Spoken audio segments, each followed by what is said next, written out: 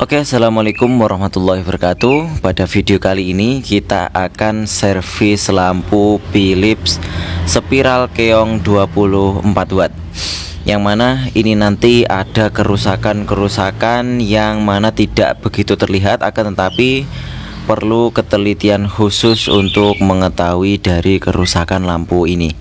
Nah, seperti apa cara servisnya?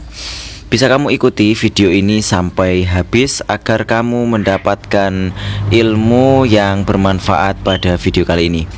Nah, sebelum kita servis, di sini kita siapkan dulu anti konslet.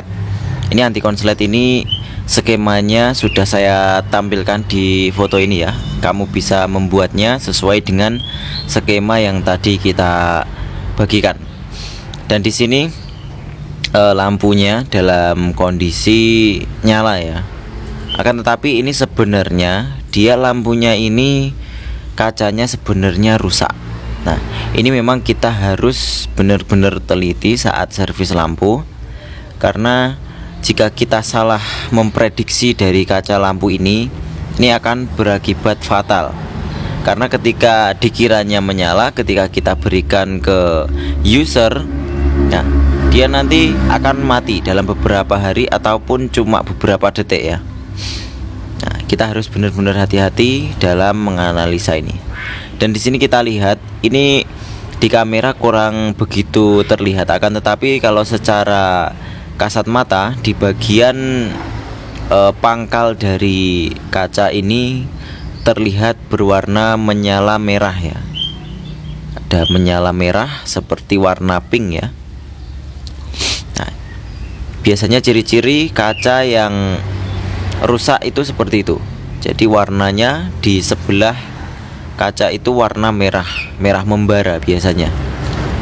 Nah, kan tapi di sini di kamera saya ini nggak begitu kelihatan. Nah, kan tetapi secara fisik kita lihat kasat mata dia berwarna merah. Nah, berikutnya adalah kita buka di bagian sisi threadnya. Dan juga threadnya ini menggunakan, ini ada karetnya ya, ada plat dan juga karet. Ini sebenarnya bisa kamu buka menggunakan karet ban juga bisa. Dan untuk membuka dari casingnya ini, kita menekan di bagian situ menggunakan jempolan, menekan ke atas. Kemudian di bagian itu tadi yang saya kasih panah, kita songkel ya. Kita songkel, insya Allah akan lebih mudah kita buka. Dan di sini kita lihat, coba saya sentil-sentil ya, ini sentil-sentil dikit. Kita coba lagi dan ternyata dia tidak menyala. Karena kaca yang membara tadi sebenarnya dia filamennya sudah putus, akan tetapi dia tersambung ya, atau tertumpuk. Nah, dan ciri-cirinya seperti ini. Kaca yang putus akan tetapi masih normal di bagian driver.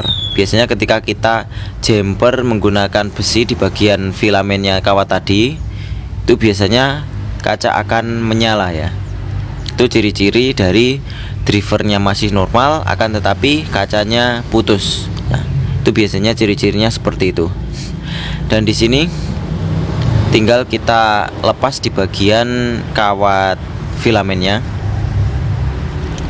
menggunakan tang ya. Usahakan tang kita pakai tang yang benar-benar lancip ya. Kalau tangnya agak besar biasanya agak sulit ketika kita gunakan untuk membuka dari kawatnya ini. Dan untuk anti konslet yang kita bagikan tadi itu sebenarnya sudah pernah kita buatkan videonya.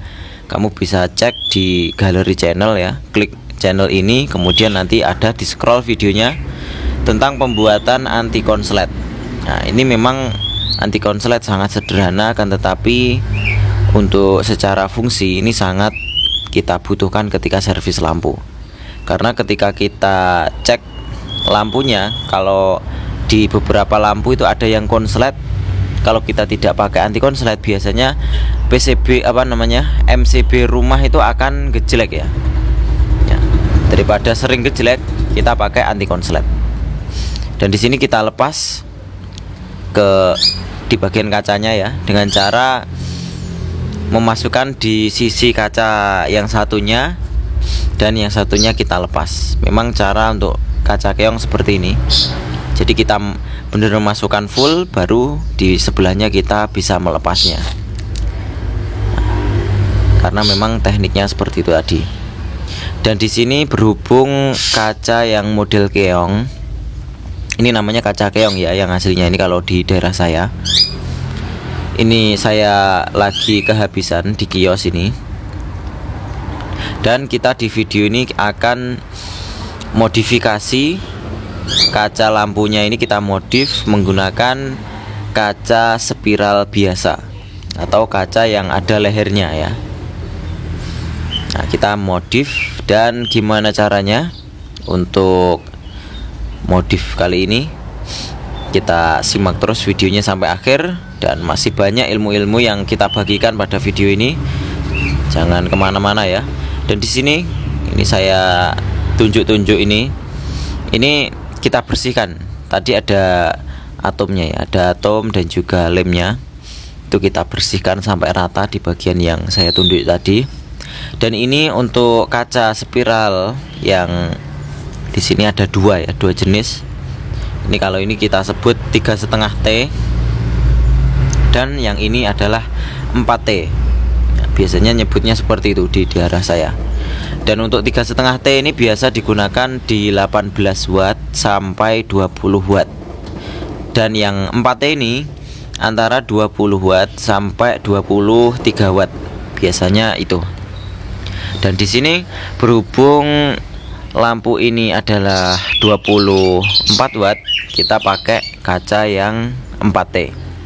Dan di sini kita sebagai sebagai bisa dipakai catatan, ini kita rekam juga di bagian drivernya. Elko menggunakan 5,2 mikro. Kemudian di sini starter ini pakai 332 atau 3N3. Di sini untuk starter harus 1000 volt minimal, 1000 volt. Dan untuk Elko di sini harus 400 volt. Dan untuk transistor di sini menggunakan transistor 13003. Dan resistor basis itu menggunakan 12 ohm. Kemudian emitor adalah 1 ohm. R basisnya itu yang dekat kapasitor ada R5 itu basis, dan juga R6 basis. Kemudian R8 atau berapa tadi itu emitor. Dan ini PCB-nya sudah ada tulisan ya, B itu adalah basis. Nah, ini bisa kita gunakan ketika kita mengganti transistor. Nanti bisa kita jadikan catatan.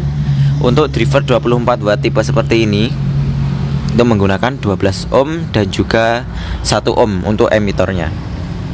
Karena ketika transistor itu rusak, itu biasanya di bagian resistor tadi adalah terbakar ya biasanya, sehingga kita tidak tahu ukurannya. Jadi dengan kita merekam seperti ini, itu kita bisa menjadikan sebuah catatan bahwa driver yang model tadi itu menggunakan basisnya adalah 12 dan emitor menggunakan 1 ohm.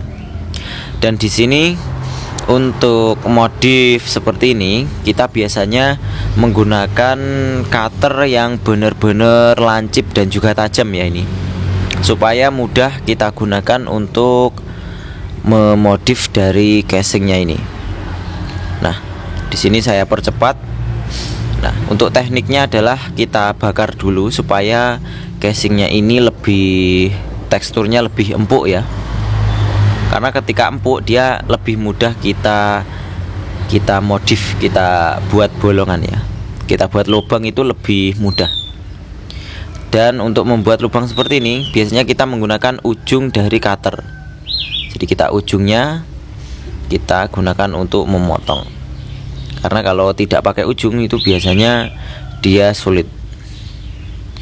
Nah, di sini usahakan untuk posisi kaca untuk modif seperti ini adalah yang perlu kita perhatikan, jangan sampai kaca itu tertekan ke kanan benggang kalau bahasa Jawanya itu. Jadi posisi kaca itu melebar ya, tidak sesuai dengan aslinya.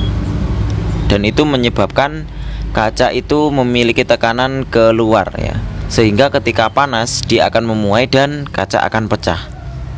Jadi perlu diperhatikan sekali di bagian pemasangan kaca spiral seperti ini, kita tidak boleh memaksakan kaca ya. Jadi kaca harus dalam kondisi netral, tidak boleh ada tekanan. Jadi kaca harus dalam posisi netral sesuai dengan bentuknya ya.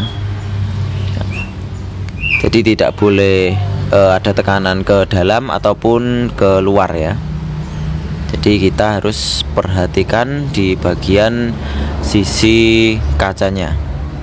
Dan pemberian tisu di sini kita tidak boleh sangat padat sekali, yang penting dia sudah menutupi celah, kemudian kita berikan dari lemnya.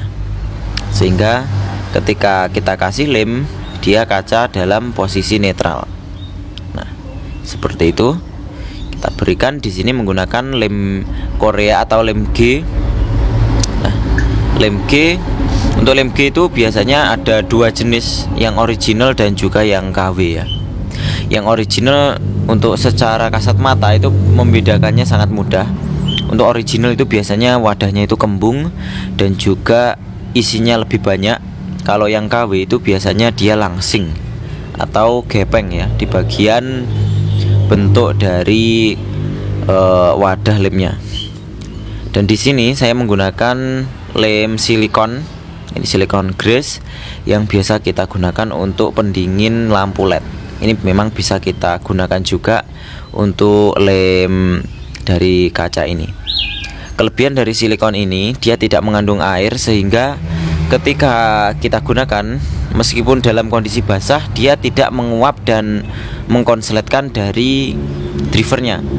Kalau kita pakai lem yang ada bahan dasarnya air, itu biasanya ketika kita gunakan dan dia belum kering, dia nanti akan menguap, dan uapnya itu akan menempel di bagian driver lampunya sehingga menyebabkan konsleting ya. Biasanya seperti itu kasus-kasus yang sudah pernah kita alami. Itu dulu kita pakai lem Raja Wali putih ya, lem Plamir, dan itu kelemahannya memang seperti itu. Ketika kita gunakan dan belum kering, dia akan terjadi penguapan, sehingga uapnya ini nanti akan membuat driver korosi. Dan di sini saya menggunakan pelintir kawat, itu bisa dicari di online, banyak sekali yang jual ya. Atau bisa juga kamu order di toko Dokter Lampu TV, di Shopee juga ada, atau bisa cari di toko terdekat di daerah kamu ya, supaya ongkirnya tidak terlalu banyak. Dan di sini kita tinggal pelintir-pelintir saja ini tanpa repot. Nah, dan di sini lah ini pakai yang kuningan, ini lebih presisi lagi nih, yang kuningan lebih siset ya ini. Untuk pelintirannya sebenarnya bisa kita buat sendiri pelintiran ini menggunakan cop bola ya, cop bola voli itu bisa kita potong, dan videonya sudah pernah kita bagikan juga. Dan hasilnya seperti ini, sangat rapi sekali. Jadi sangat penting ini untuk pelintiran ini. Kalau tidak rapi, itu biasanya dia akan menghasilkan percikan api sehingga gosong di bagian sambungan kawatnya. Nah, ini sudah menyala dengan terang. Jangan kemana-mana, ini masih ada hal yang penting lagi yang kita bagikan ya, seputar lampu. Nah, ini kita perhatikan untuk pemasangan casing ini tidak sembarangan ya. Memang ada caranya, cara khusus. Ini kita perhatikan, di sini ada semacam cekungan di bagian casingnya. Nah, ini fungsinya untuk mengunci dari casing. Nah, dan di casing yang luar juga ada sembulan ya, sembulan apa ya bahasa Indonesianya itu. Ininya seperti itu, ada yang cekung dan ada yang cembung. Nah, ini kita tinggal meluruskan. Nah, kalau sudah lurus tinggal kita tekan dan hasilnya akan rapi dan juga tetap rapet ya. Dan kita tinggal pasang di bagian dratnya. Ini usahakan untuk drat ini harus benar-benar rapet ya ini. Kalau nggak rapet nanti ketika kita ulirkan ke fittingan dia akan lepas nanti. Nah, di sini tinggal kita tes dan kita berikan harganya. Berapa sih harga untuk penggantian kaca 4T seperti ini? Nah, ini bisa kita bandingkan kaca asli dan juga kaca penggantian. Terlihat lebih besar ya ini kalau kita pakai yang spiral yang ada lehernya. Dan untuk lubang seperti itu bisa kamu tutup juga menggunakan kertas yang dipotong. Tetapi biasanya saya jarang menutupnya ya. Meskipun tidak kita tutup, biasanya tetap aman-aman saja. Karena ketika panas, meskipun di dalam lembab akan keluar karena ada ventilasi di atas dan juga di sampingnya. Dan untuk servis seperti ini, kita menarik biaya biasanya antara 16.000 sampai 17.000. Ini dan juga ini tergantung dari lokasi kalian dan juga harga spare part yang ada di sekitar kalian ya. Tentu saja untuk harga jual seperti ini adalah sesuai dengan settingan masing-masing. Yang penting kita sudah mendapatkan laba dan tidak rugi. Mungkin itu saja yang bisa kita bagikan. Terima kasih. Assalamualaikum warahmatullahi wabarakatuh. Sampai jumpa lagi di video kita berikutnya.